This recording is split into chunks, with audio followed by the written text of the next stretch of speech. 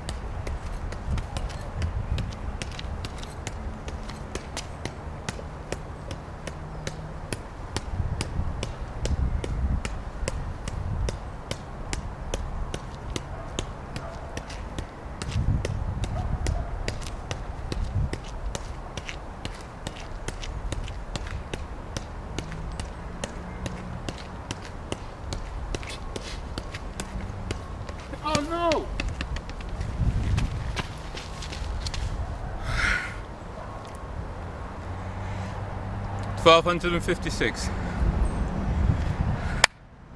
So there you go. Last weekend, the Mike Tyson fight was obviously a bad time for those of us who were old enough to have had like collections, to have had their record collections on like cassettes, or their film collections on VHS. So well, I don't know how many of you at the beginning of this thought, no way. I don't know how many of you thought, yeah, why not?